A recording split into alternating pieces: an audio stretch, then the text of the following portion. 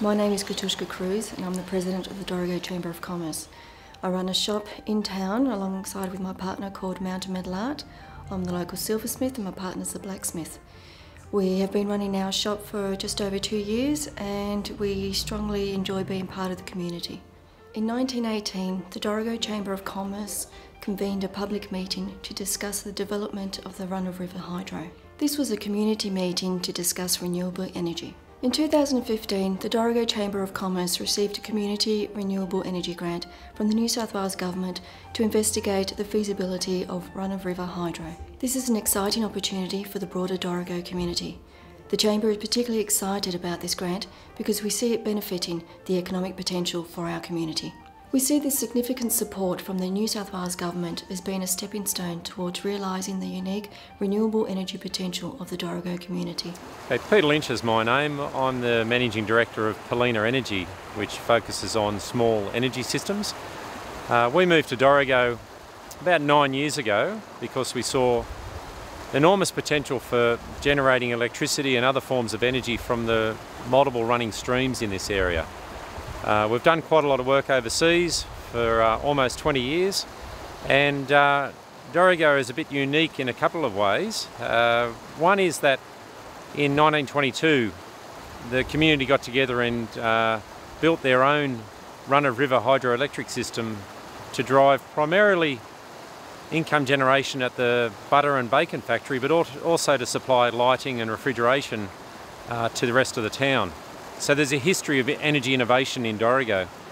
The other significant thing is that Dorrigo, because of its geographical location being close to the east coast seaboard, there's a lot of rainfall that occurs here, and also the streams all fall off the plateau through waterfalls, so there's not the fish passage issues that are associated with a lot of the rivers on inland Australia or west of the Great Dividing Range.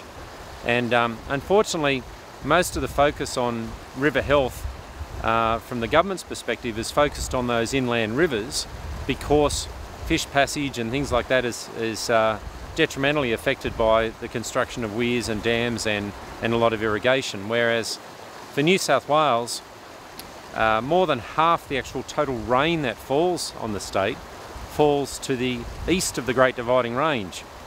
Yet for New South Wales, a significant bulk, actually in the high 90% of hydroelectric development, has occurred on water which falls to the west of the Great Dividing Range, so effectively in the drier areas. And that's occurred because most hydroelectric systems currently installed are on large dams, and those dams have primarily been installed to reserving on reservoirs water for the drier areas for irrigation and so forth. So what we're about is not building any dams, not reserving any water or stopping any water.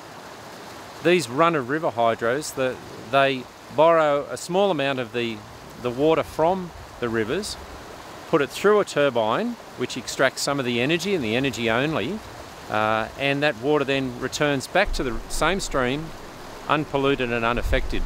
So we see significant benefits for the community because we can utilise the natural resource, the energy resource that is here, and that resource is trapped solar energy because all the water that is coming down these streams was lifted to the higher mountainous areas by the action of the sun lifting the water up. So it's stored solar energy here, and the community and run-of-river hydros utilise some of that with very minimal detrimental impact onto the streams. So we're particularly keen to protect the pristine nature of these streams. The aquaculture and fish passage is both up and downstream, and so that's why we only take a relatively small, or we propose taking a relatively small amount of that energy to convert into electricity or other forms of energy, and then that water continues down the stream further.